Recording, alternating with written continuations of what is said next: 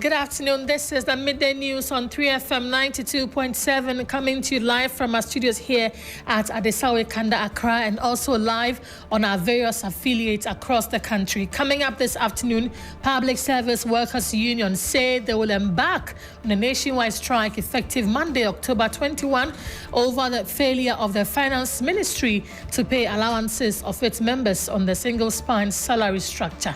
This afternoon, the Ministry of Roads and Highways says it has commenced investigations into the blasting incident that occurred in Bujumbura in the Central Region on Monday. And later on, Ghana Black Stars to face Sudan in a must-win game as they return to action for March Day 4 of the 2025 Africa Cup of Nations AFCON qualifiers. We have details of these and more also from the latest IPAC meeting with the EC and political parties and a lot more. My name is Grace Hammoah Agyemang. Stay with us.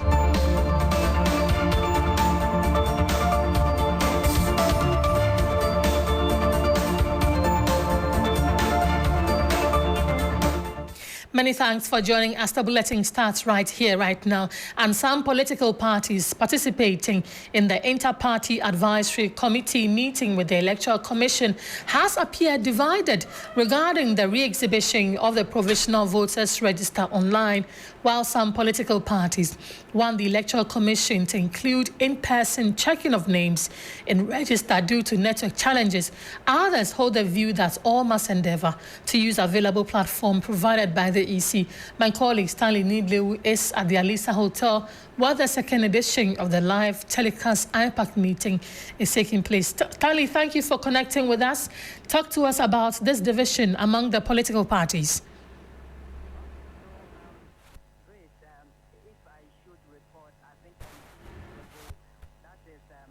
October this month, the beginning of this month, the Electoral Commission held its live telecast IPAC meeting with the political parties where they discussed issues about the provisional register. And in that meeting, the Electoral Commission made it clear to the political parties present that it is going to go ahead with the second exhibition, which by this time around it is not going to be in person, but rather an online version of the re-exhibition of the Provisional Voters Register.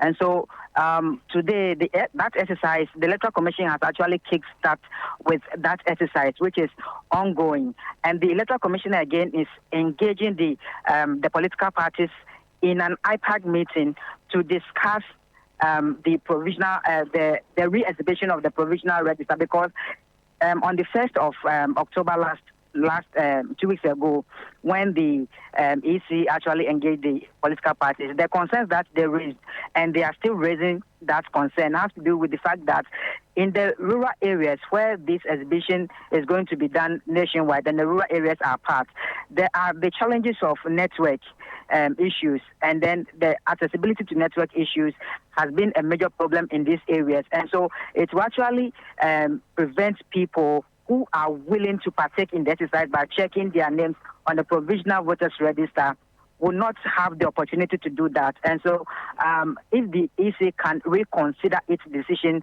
by adding also an in-person checking avenue, so that those who cannot access the internet cannot access internet to probably check their details with the Electoral Commission, can also go in person to have their names checked with the Electoral Commission. And this whole exercise is centered on having the people, offering the voters the opportunity to recheck or have the opportunity to recheck their names with the Electoral Commission, and also have the opportunity to also rectify any discrepancies that has to do with wrong spelling of their names and other things.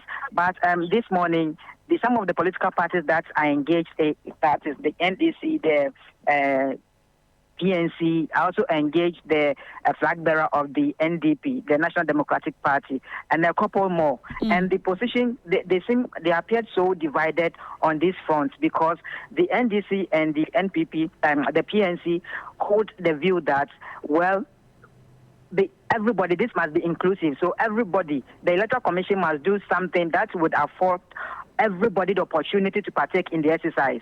But for the flag bearer of the NDP.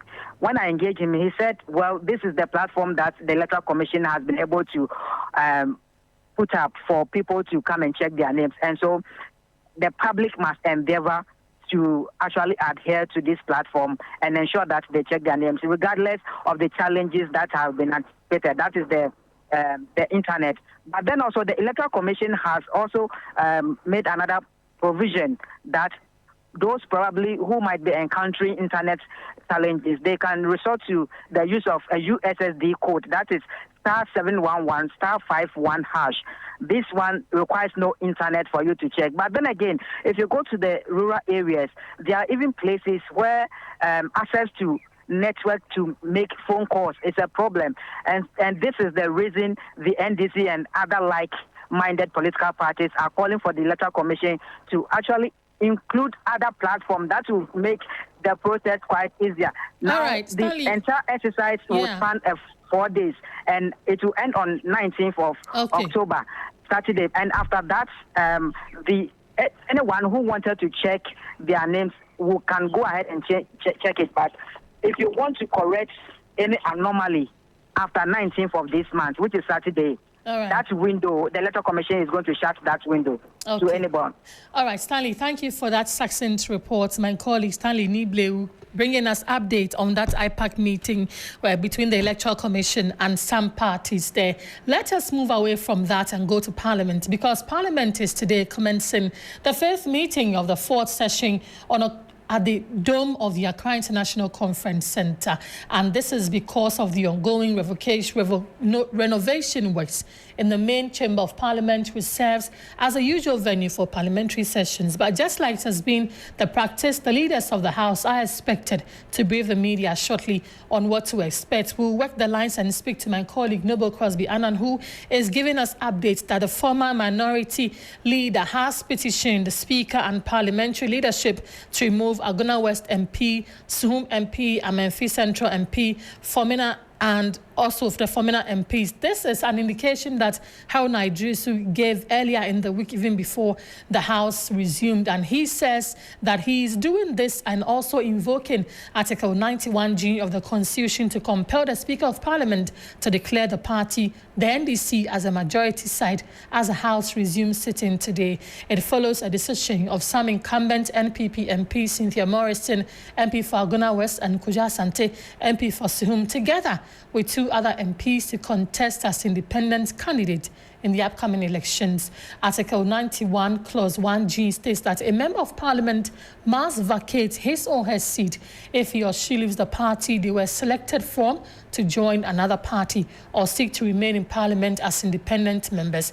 This move aims to compel members from the majority side to vacate their seats following the declaration of 4 members who plan to run as independent candidates in the upcoming elections. Former minority leader and MP for Tamale South constituency, Haruna Idrisu, spoke on this earlier.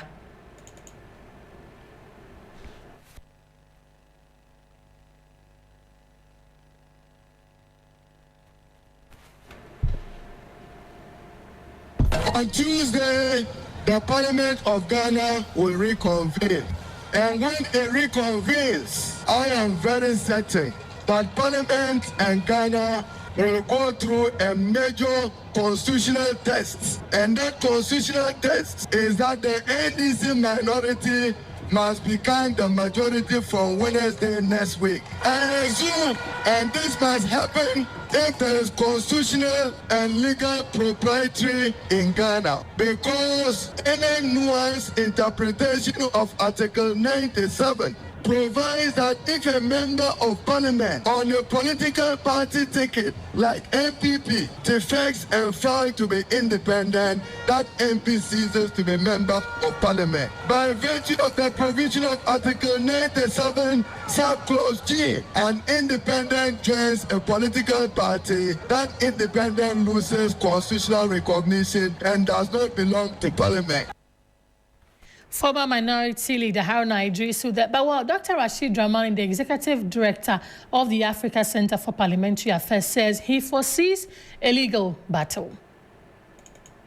I think if we are going to go by precedent, thing to do for the Right Honourable Speaker is to do what Right Honourable Michael Quay did in the 7th Parliament. But these are not normal times, and this is not a normal Parliament. We have a situation now where there's a razor-thin kind of division between the two sides. And we've also had instances in this 8th Parliament when issues were subjected to judicial interpretations by the Supreme Court. And I think from where I sit, this might be a candidate for that type of interpretation.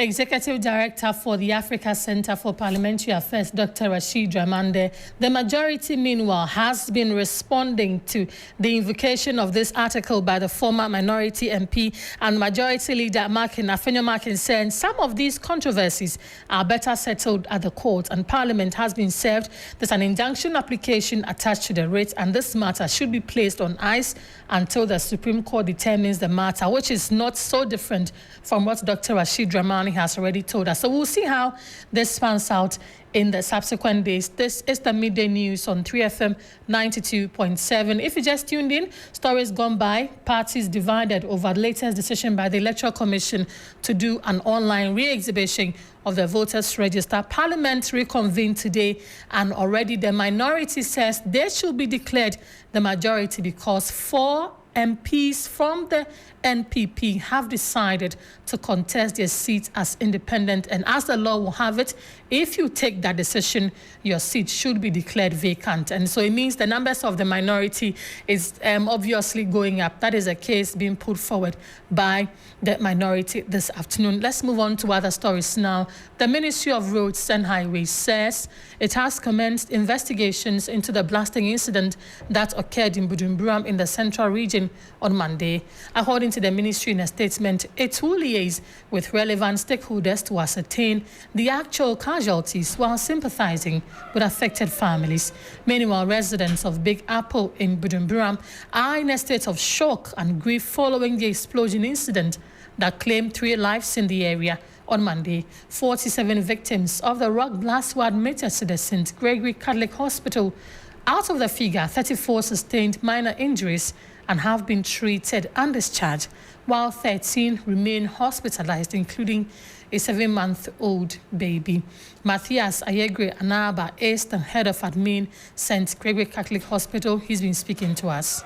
As at the time I was giving briefing to the media, it was 42, but later we added up. So as at this morning, total of 47 were received. Right. Out of this 47, I want to repeat that only 3 died. 3 died. 4 were referred. 2 to 37 military hospital, 2 to Yenamba trauma. Right. Then we discharged 34. As at this morning, we are left with 13 patients with a 7-month baby. They are all doing fine. Okay. By midday or end of the day, we shall know how many more we shall discharge. If there's anything we need to do, we'll give further updates.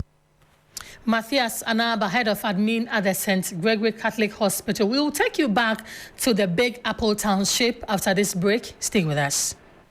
Big money, money, money. Want more money, more moolah, more kudi, more sika, or more l'argent? Yes. Then win more moolah with 30 Ghana cedis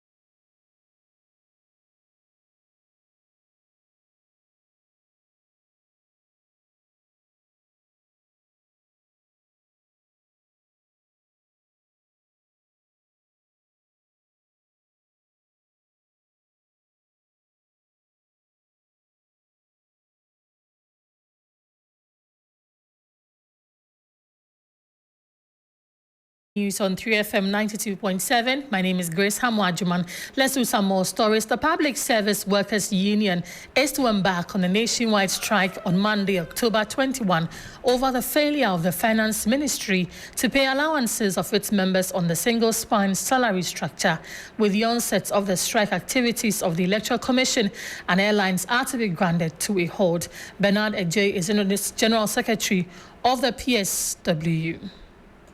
We regrettably announce that all the public sector organizations that are paid under the single spine pay policy and who are members of the Public Services Workers Union will proceed on strike action from Monday, 21st of October, 2024, because of the failure of the Fair Wages and Salaries Commission representing government and therefore the employer to honor our justifiable and urgent request for the payment of institution-specific allowances to our members. As if this was not enough, the Fair Wages and Salaries Commission has over the years, but recently, intensified its supervision of an unfair salary administration regime, which is heavily discriminatory against some public sector institutions, including member organizations of the Public Services Workers Union. Bernard Ejay is Secretary of the PSW. Let's connect with our reporter, Danilo Poku, who has more on this. Danny, how did we get here with the PSW declaring strike over the allowances? Right, so good afternoon to you, Grace. The PSW has been in several negotiations with the Fair Wages and Salaries Commission, and for the past 2 to 3 years now, and unfortunately, they have not been able to reach an amicable solution. What are the issues? They're basically the issues about how their members have been shortchanged on a single spine salary structure. When you look at a single spine salary structure, the allowances members are supposed to benefit. And the PSW is of the view that other sector or other allied public institutions are benefiting from those allowances while their members have been shortchanged. For that reason, they think that there's a need for them to withdraw their services because they have consistently engaged the Fair Wages and Salaries Commission and also the Ministry of Finance, where they have never been able to reach an amicable solution. And Grace, we are talking in essence of about 28,000 members nationwide who are scattered across the country. So, for instance, if you look at the Ghana Meteorological Service, you have their members there.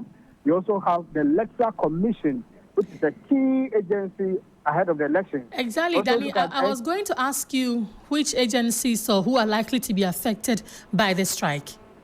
Right. So as I was saying, so you have the Electoral Commission, where you have a lot of their members over there, and we are being told that the EC is holding its IPAC meeting today. Yes. So from today up to Friday, I mean the members of PSW who work at the EC may begin to put on red armbands and also brandish red flags and all that. And then from next week, within the government says that from next week Monday, they are withdrawing their service, and obviously the work of the EC will be affected. We also have the NCCZ, where they have their members there. NCC is likely to be affected. The Ghana Statistical Service, the Ghana Meteorological Service, the CSR, key government agencies where PSW work. Those areas are going to be affected. They are asking government to quickly come in and restore the allowances. Because they said that the non-payments of the allowances have really shortchanged a lot of their members who have been unable to rise on the single spine. Because the spine starts from basic 1 up to level 25. And of course, because of the non-payments of the allowances, they have not been able to rise up to that level. And clearly, they have been impacted negatively. Nanny, from your checks, what would you say might have accounted for this delay? I mean, it's been long since the single spine salary structure was introduced into the government payroll system. Right. So, great. The single spine salary structure has been in operation for about 12 years now. It began operation in 2010. But there are some portions on the single spine where we talk about categories 2 and 3 allowances, and basically those ones you have to pay directly to the consolidation to the payments of the salaries of the various workers. But unfortunately, they have not been able to do those payments. So after the review, when they went to a meeting in the Eastern Region, President Akufo-Addo directed a technical committee to put together. The committee put its work together. The committee has concluded it, but unfortunately, the committee has failed to release the document to the various key stakeholders. For that reason, they don't have access to the content of how things should run. It's the reason we believe that the single spine salary structure in its entirety should be scrapped totally.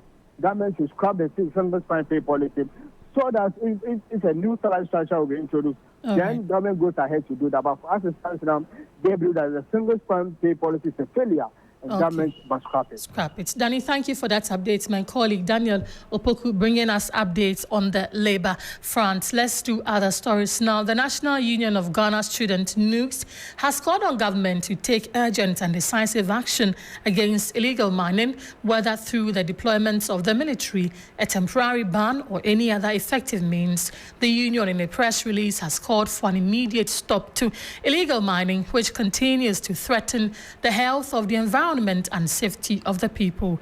The union, however, disagrees with the burning of seized mining equipment such as excavators and chamfangs, and rather urge these machines be put to productive use for the benefits of the country. Meanwhile, panelists on the agenda program on TV3 have called for a collective effort in fighting illegal mining. An illegal miner, Carlos, indicated the involvement of chiefs and politicians in the act will make it difficult for government to fight. 600 cedis every week? 600 cedis every week. So tell us, what do you normally do as an illegal miner? Because I know there are different roles and responsibilities on site. What do you personally normally do? We are just a layman workers. We are doing all the work. Like for us, we don't use excavators. We use only shovels and picks. That is what we do. So as for if you call it manpower, ours we do manpower. Big sponsors, we are using excavator, one leg, chamfang. They are using those things. But for we work for those who... Well, Carlos is an illegal miner who spoke to my colleague Beatrice Edu on the agenda program. We'll bring you a lot more on that subsequently. Let us go back to the Big Apple city in Bujumbura, where an explosion happened and we know three people have already died, with others, including a toddler, injured. My colleague Godwin Asidiba is there and joins us. Godwin, talk to us. You have been to the accident scene. What can you report? Right. The incident here is just something that I am struggling to comprehend with, because the disaster was quite large, I should say. From the roadside straight to home, quite a number of the rocks that were splashed had to travel to as far as 2 kilometers away. And unfortunately, it arrived in the house of one Kofi Thompson, and I was told it smashed his head. And unfortunately, he's part of the 3 people who have been pronounced dead as a result of the rock blast. The home of that individual is actually down in the dams. You have red and black clad around. The people gathered just to grieve with their family members regarding the unfortunate incident that has happened here. Some chiefs and people have also come to console with the chief of the community, which is Big Apple and its environs. They have come around to have conversations to know how better they can be able to ascertain the situation. You go to the roadside as well where the blast thing happened, and then you realize that the environment is deserted. You wouldn't find an individual soul loitering around there. This incident has sparked fear in residents, and they are also angry at the moment. They are claiming they don't want to see any individual around the working site, because they should be able to put caution in place whilst they're doing their work, and that was something that was far away from their thoughts. So they will also make sure that we deal with them appropriately. So yeah, just sadness, black splashes all around, covered in sun, people crying here and there, others grieving with sadness written all over their faces, basically appalling, I should say. All right, Gordon, so earlier we heard that the youth has besieged the hospital and all. Has the situation calmed now? At the moment, I have only been able to engage the head of administration of the St. Gregory Catholic Hospital, and he was the one that gave me the information about the number of people who were sent into the facility. And at the moment, about 13 of them have been released, including a 7-month-old baby who is currently in admission as well. The residents at the moment are quite calm about the whole situation, because the chiefs have come in and they've been able to speak to them. So generally, it's a calm atmosphere at the moment, but people are just trying to come to terms with the fact that this rather unfortunate incident has befallen them.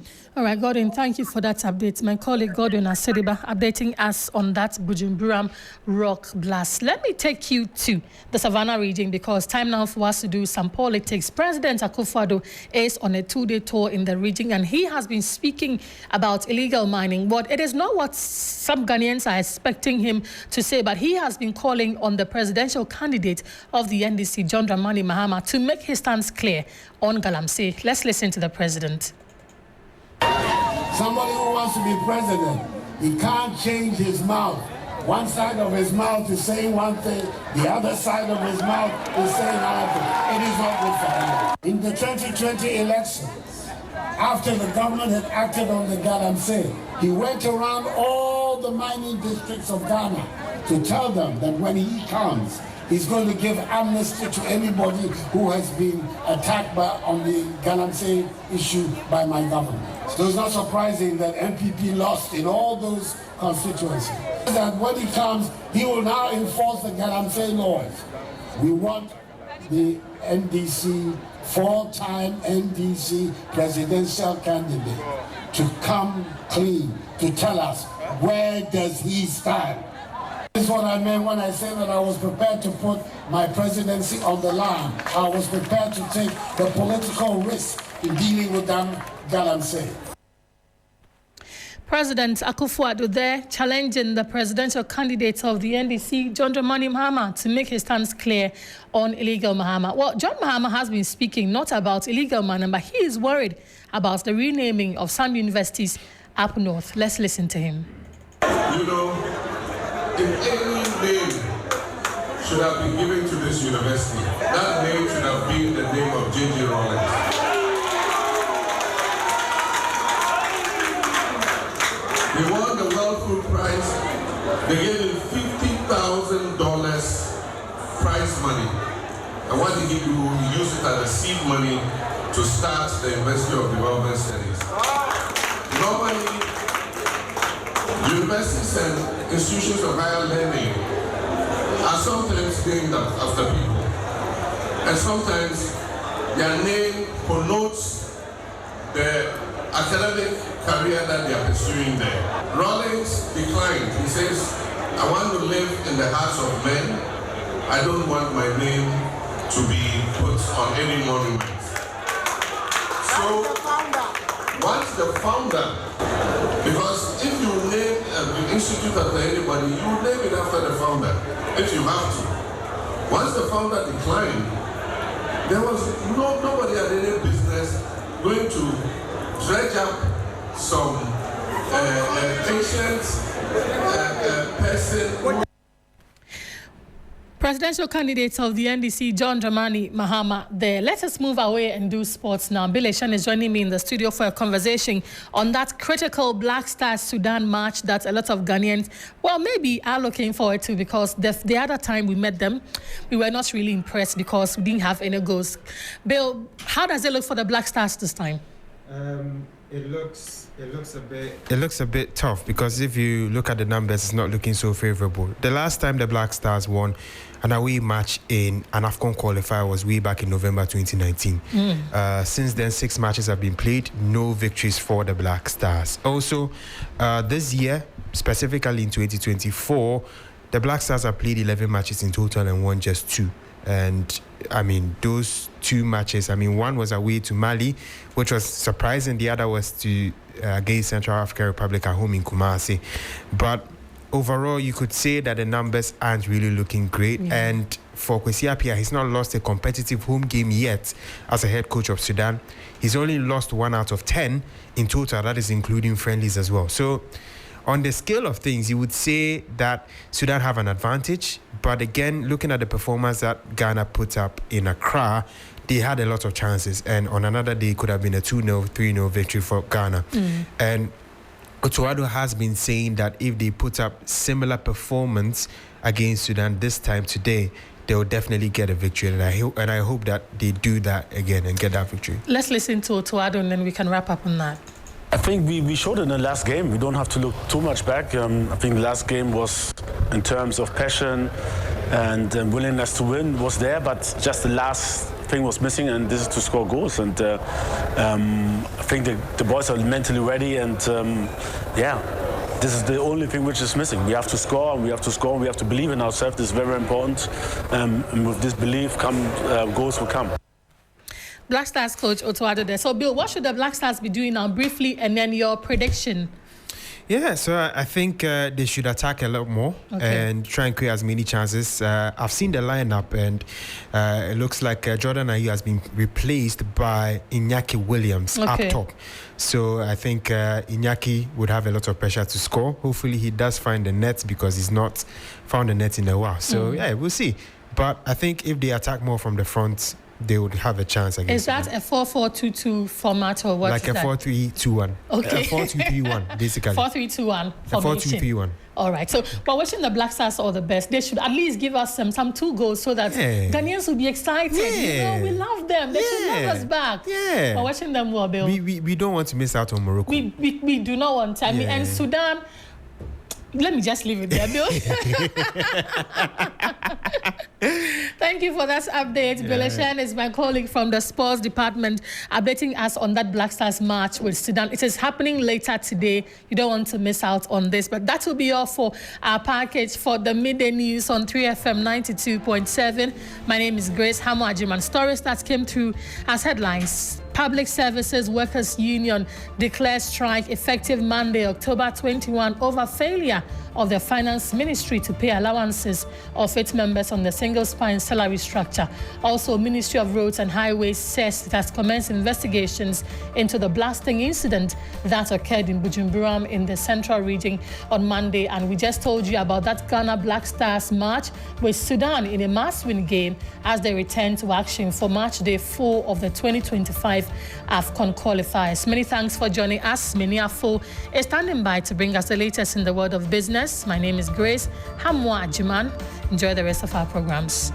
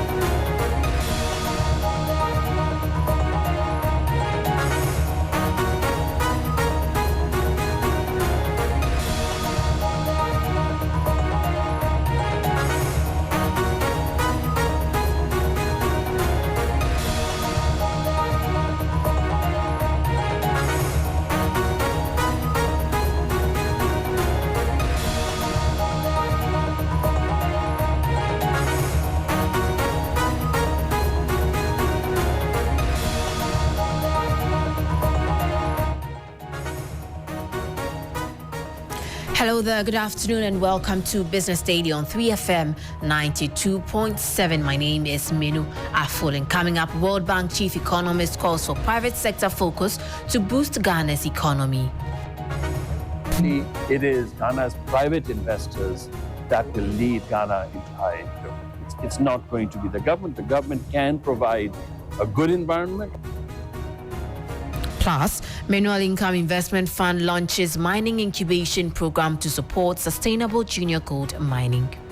Shall provide support for licensed junior and small-scale mines in Ghana to support a mercury-free, environmentally sustainable gold mining practice. We have details of these stories and others lined up for you. Please stay.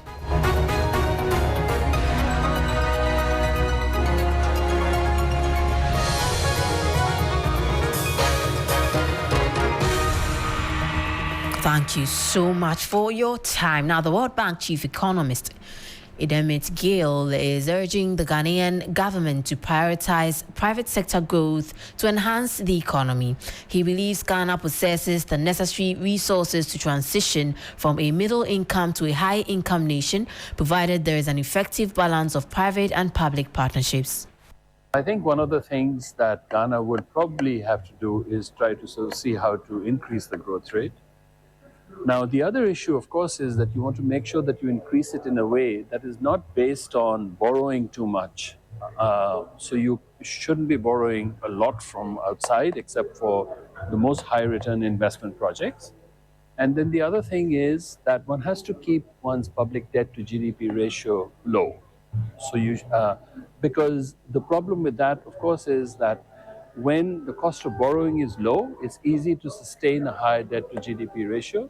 But the cost of borrowing, as you found over the last 4 or 5 years, can go up too, just as it goes down.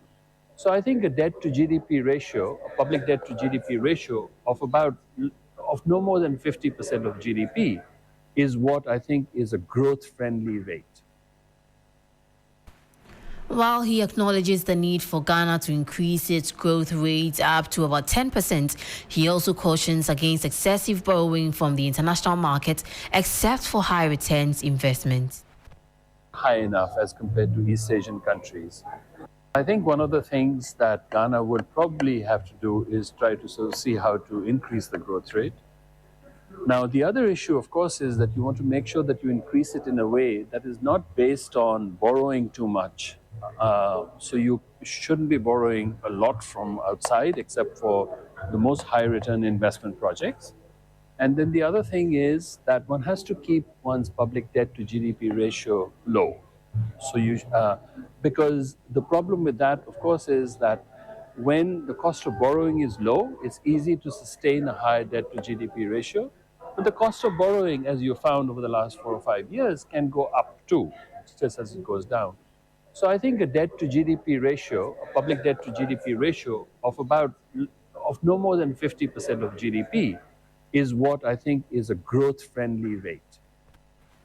You heard the voice of the World Bank's chief economist in Dermot Gill there.